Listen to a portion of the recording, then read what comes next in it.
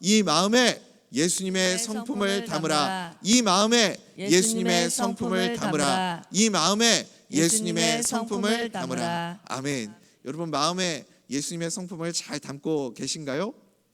예수님의 성품으로 우리의 삶에 변화가 일어나게 되기를 간절히 소원합니다. 내가 먼저 변화되어서 우리 가정과 우리 구역과 우리 공동체와 대전 명성교회 그리고 내가 속해 있는 모든 곳에 하나님의 은혜가 흘러가는 축복의 사람 될 수 있기를 간절히 소원합니다. 이제 우리가 예수님의 성품, 이 마음에 예수님의 성품을 담으라 5번째 시간을 갖게 되었습니다. 형제를 내 몸과 같이 사랑하는 예수님의 성품을 담은 우리 성도님들 될 수 있기를 간절히 소원합니다. 누가복음 18장에 보면요, 두 사람의 기도하는 사람을 소개하고 있습니다.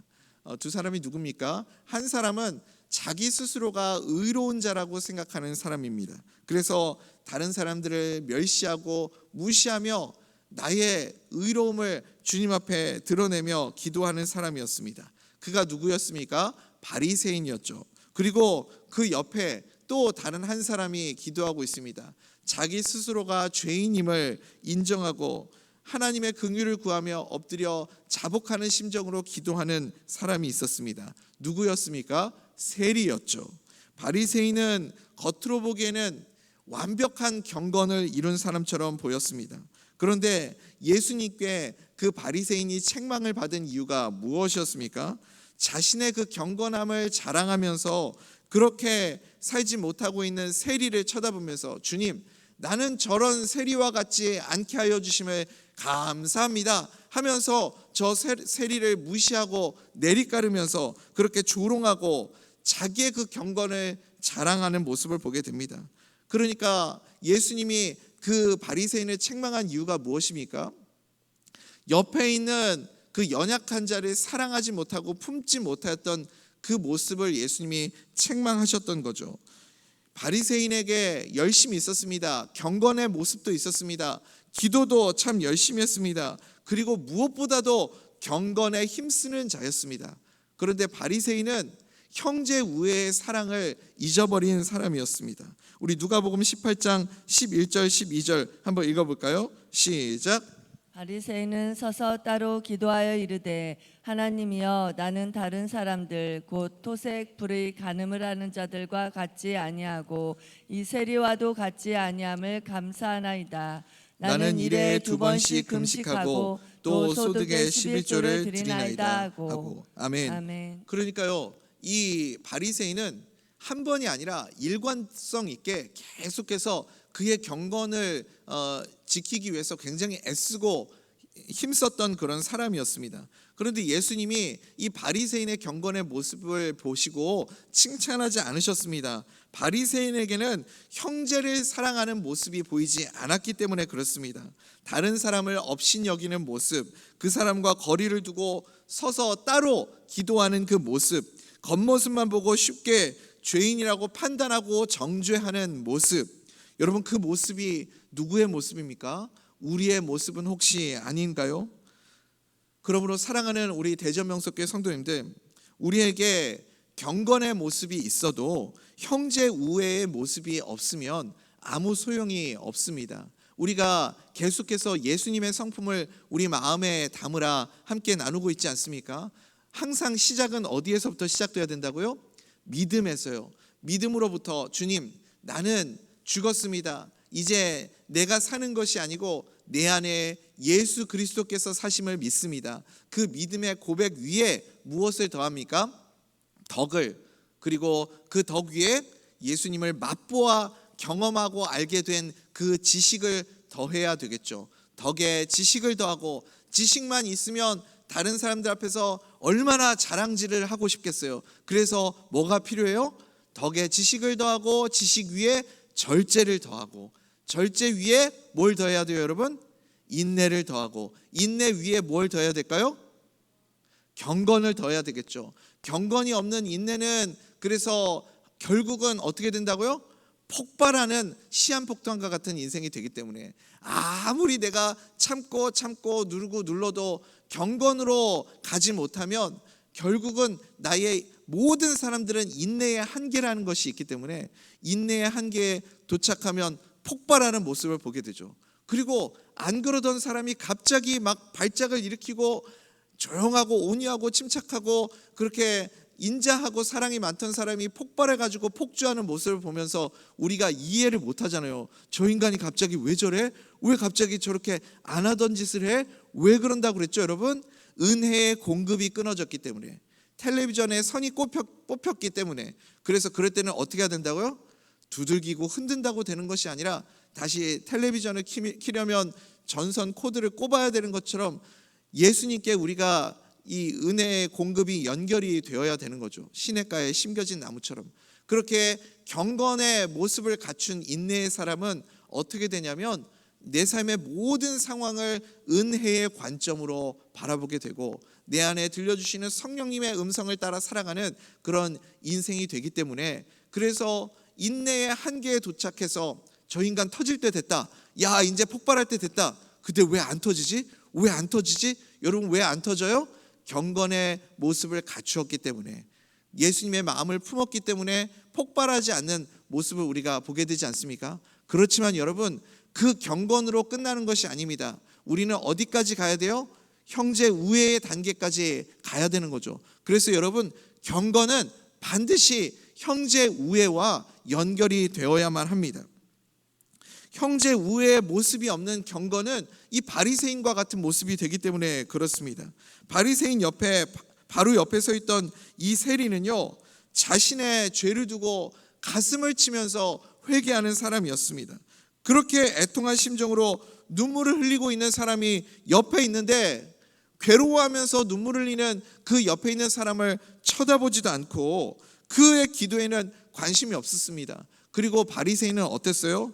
마치 독야청청 푸른 소나무처럼 높고 높은 산 위에 자기 혼자 서 있는 그 나무처럼 행사하면서 나머지 힘겹게 자라고 있는 그 나무들, 그들은 다 무시해버리는 그런 경건의 모습이 이 바리새인에게 있었습니다. 자기만 하나님과 가까운 사람인 것처럼, 그렇게 하나님께 가장 인정받는 사람인 것처럼 그렇게 살아가면서 주변에 있는 사람들은 다 무시하고 다 나처럼 살지 못하는 사람이라고 다른 사람들을 내리깔고 정죄하고 비판하는 그런 경건의 모습이 있었습니다. 여러분, 그래서 우리가 어떤 경건의 모습을 갖추어야 하는가? 자기를 지켜서 세속에 물들지 않게 하는 그 경건만으로는 부족하다는 겁니다. 내가 세상 사람들과 구별된 이 경건의 모습, 세상에 물들지 않는 이 경건의 모습으로는 우리는 완전한 경건이 아닙니다. 어떤 경건을 갖춰야 돼요? 세상 속으로 들어갈 수 있는 경건이요, 고아와 과부를 환난 중에 돌볼 수 있는 형제 우애가 빠진 경건은 하나님 앞에 인정받지 못하는 경건입니다. 여러분, 우리가 이것을 기억해야 됩니다. 그래서 우리의 경건은 사람들과 거리두기를 해서 홀로 거룩해지는 경건이 아니라 사람들 속에서 사람들과 부대끼며 그들 가운데서 살아가면서 주님께 인정받을 수 있는 경건의 모습을 갖춰야 할 줄 믿습니다. 여러분, 베드로가 그랬죠. 베드로가 예수님을 따라서 변화산에 올랐을 때 어떤 일이 있었습니까? 예수님의 그 변화된 모습을 보았습니다. 그리고 모세와 엘리야의 모습도 보았죠.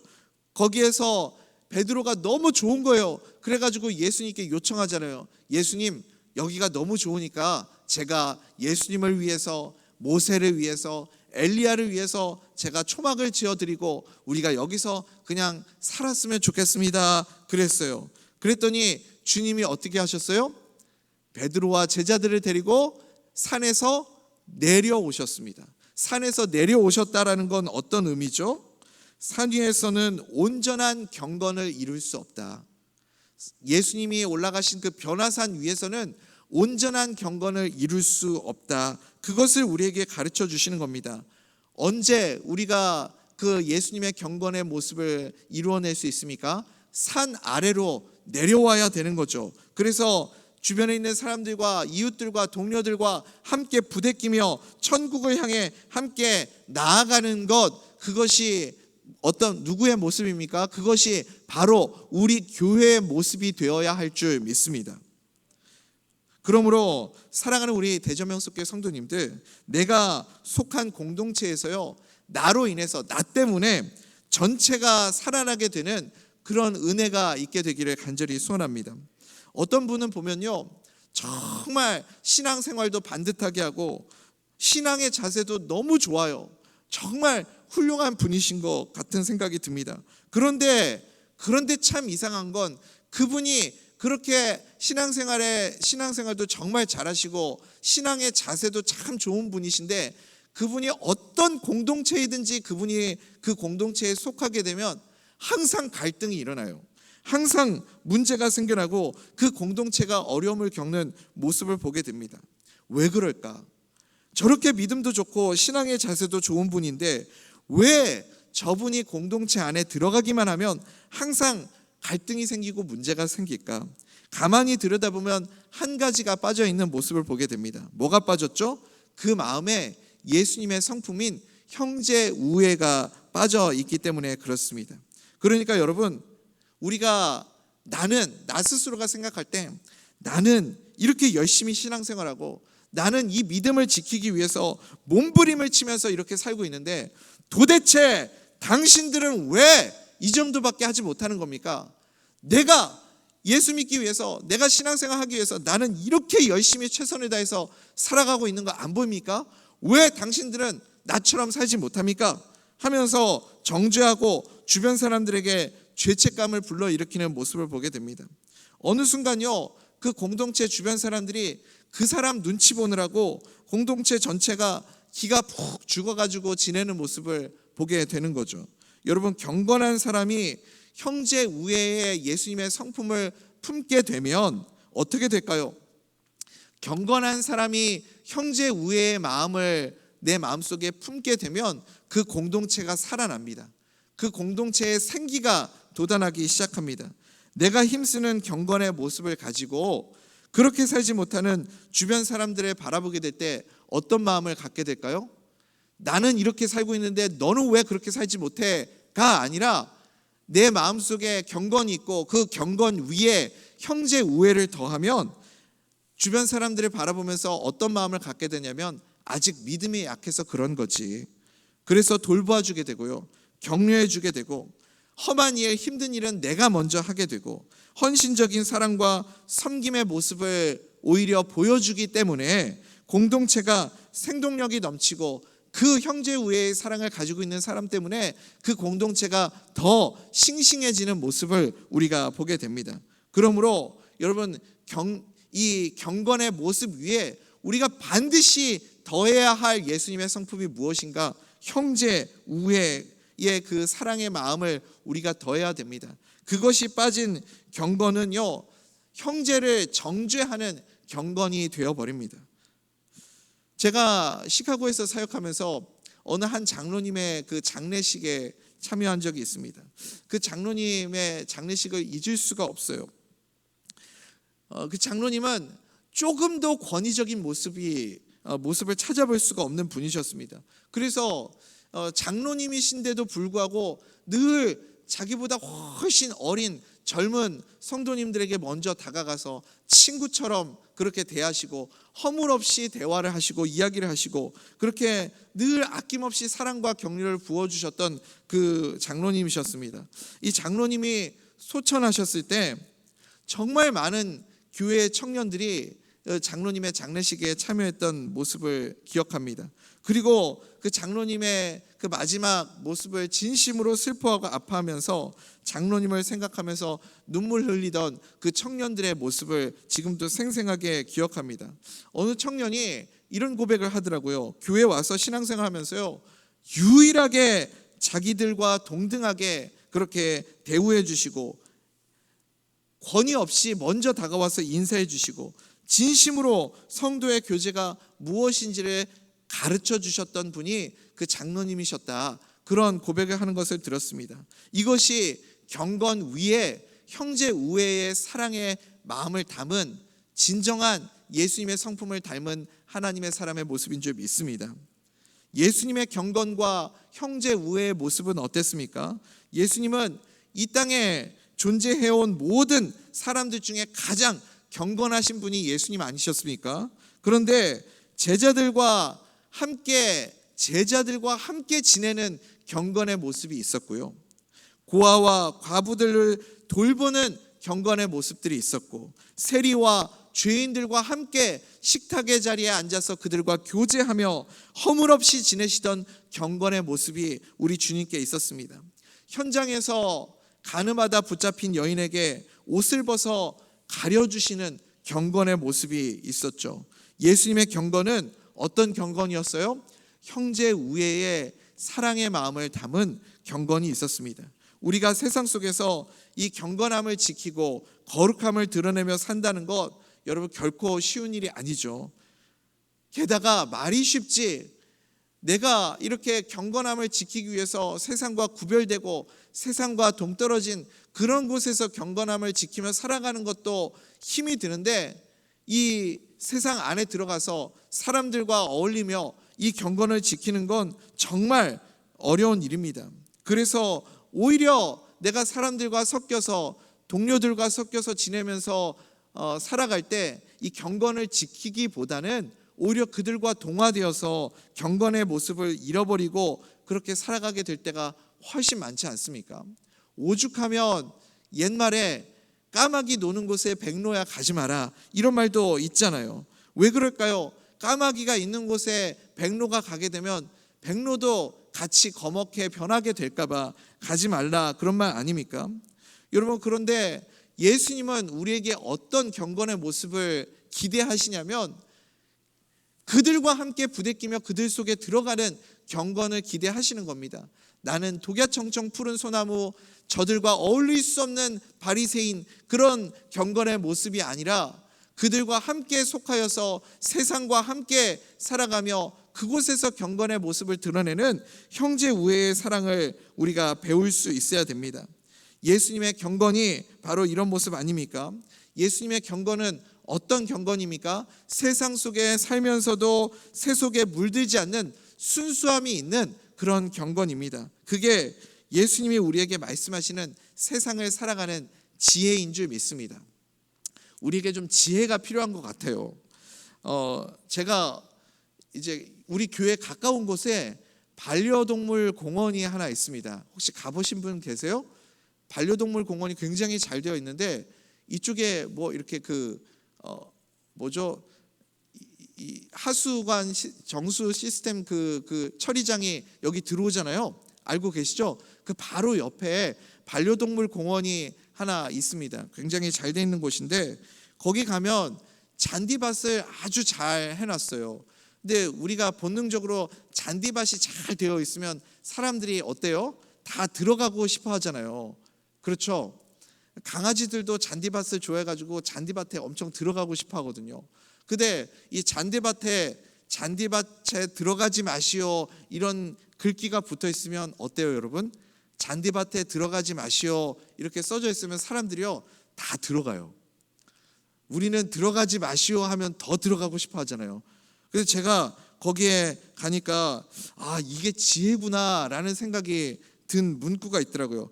잔디밭에 들어가지 마시오 이러면 사람들이 다 들어가니까 뭐라고 써졌냐면, 잔디밭에 뱀이 있어요, 잔디밭에 벌 조심하세요, 이렇게 써놓은 거예요. 그러니까 아무도 들어가질 않더라고요. 여러분, 이게 지혜죠, 여러분? 아닌가요? 저만 지혜라고 생각했나요?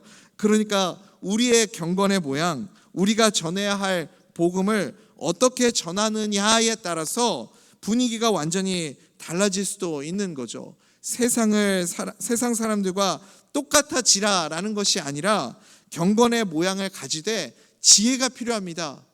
예수님의 지혜가 있어야 돼요. 그 거룩과 경건을 가지고 어떻게 복음을 잘 전할 수 있는가, 내가 예수의 사람으로서 그들과 잘 동화가 되고 어울리면서도 나의 이 경건의 모습을 잘 지켜낼 수 있는가, 주님께 계속해서 성령님께 그 지혜를 구할 수 있는 우리 모든 대전 명석교회 성도님들 될 수 있기를 간절히 소원합니다.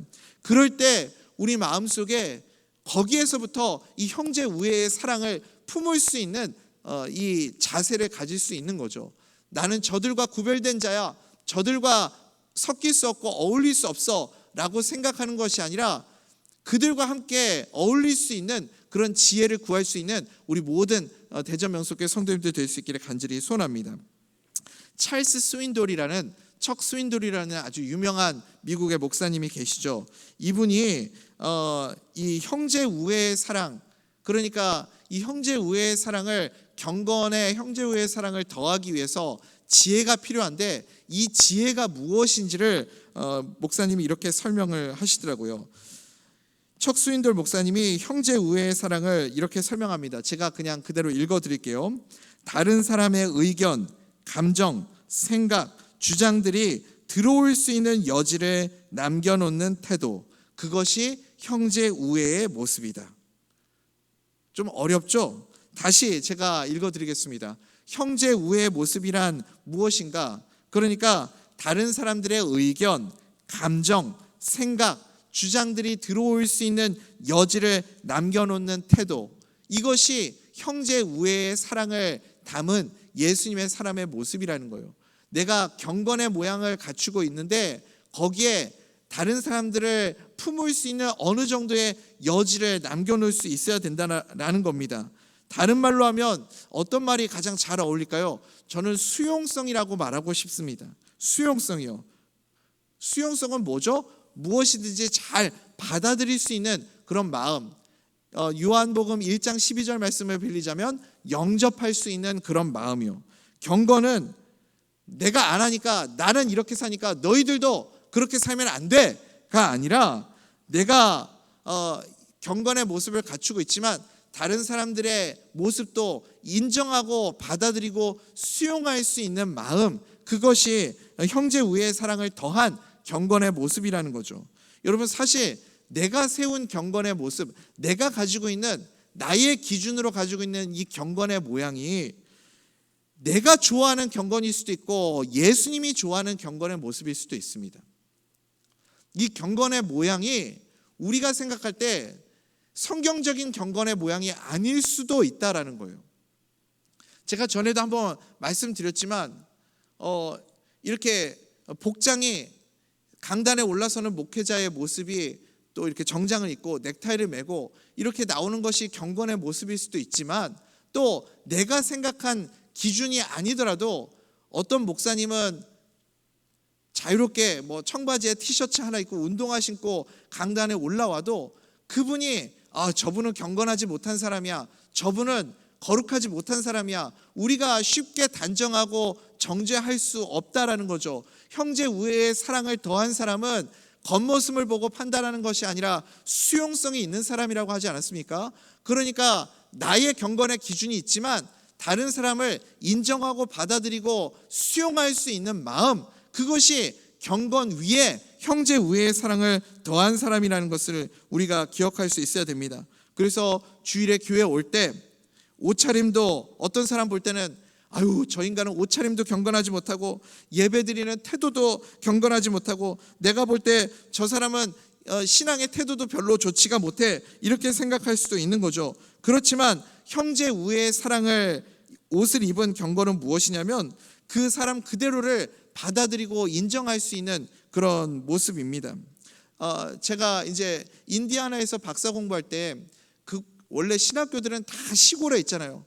그 시골에 사람들 살지도 않는 그 작은 마을에 한인교회가 하나 있었습니다. 그래서 제가 그 교회를 섬기게 됐죠. 성도님들이 다 합쳐도 주일 예배 50명이 안 되는 그런 정말 작은 한인교회였는데, 제가 있던 그 신학교 옆에 또 대학교가 하나 있었거든요. 신기한 게 뭐냐면 서울에 있는 한 여자 대학교와 자매 결연을 맺어가지고 그 여대 학생들이 해마다 이 교환 학생으로 한 10명 정도가 늘 왔어요. 근데 이제 그 시골 마을에 한국 사람들도 없고 도와줄 사람도 없고 그렇잖아요. 그러니까 그 아이들이 교회, 제가 섬기던 그 교회에 와가지고 많이 도움을 받았습니다. 성도님들이요, 그 아이들 일면식도 없고 알지도 못하는 그 아이들한테 아낌없이 막 퍼주는 겁니다. 집에 있는 물건들 필요하다 그러면 자기 자비를 들여서라도 그 물건을 새로 사주기도 하고, 있는 거 없는 거 바리바리 쌓아가지고 다 도와주고요. 그리고 주일날마다 맛있는 음식을 만들어 가지고 아이들에게 이렇게 음식을 주고, 애들 중간고사 기말고사 시험 본다 그러면 밥 먹을 시간 없다고 제 아내도 늘 가가지고 그거 했거든요. 성도님들이 모여가지고 김밥을 싸요. 김밥.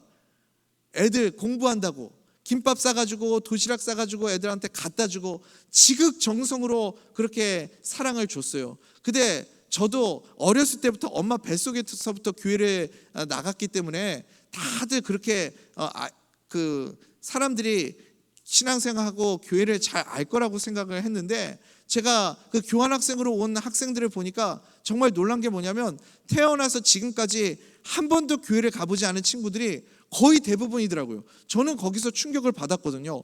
한 번도 신앙생활이 아니라 교회 근처도 가본 적이 없는 친구들이 거의 대부분이더라고요. 그러니까 교회 올 때 교회에 갈 때 어떤 옷을 입고 어떻게 하고 가야 된다라는 개념이 없는 거예요.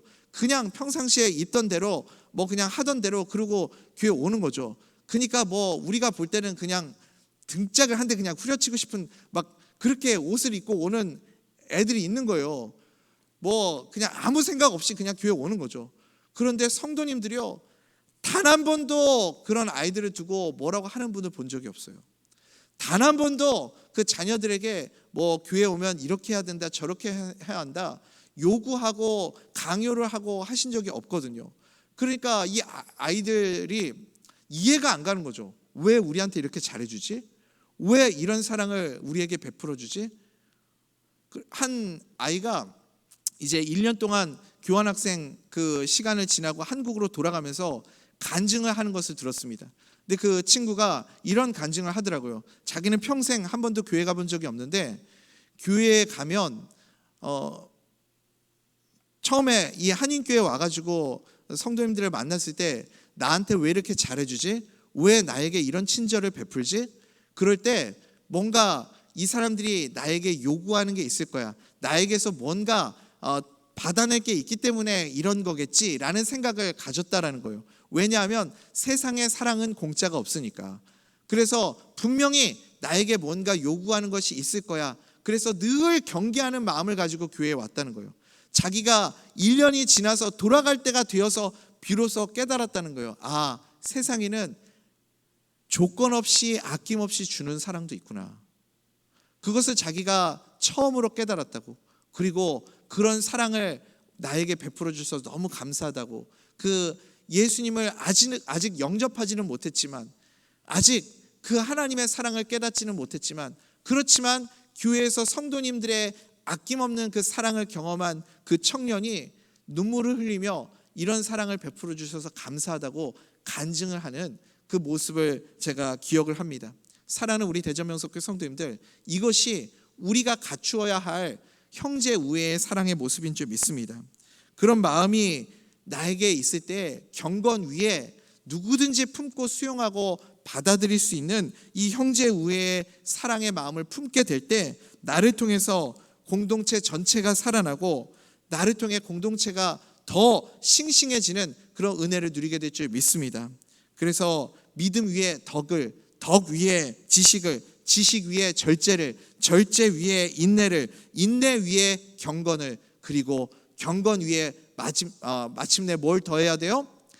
형제 우애의 그 예수님의 성품을 담아서 누구든지 품을 수 있고 누구든지 수용할 수 있는 넓은 마음을 가진 우리 대전 명성교회가 될 수 있기를 간절히 소원합니다.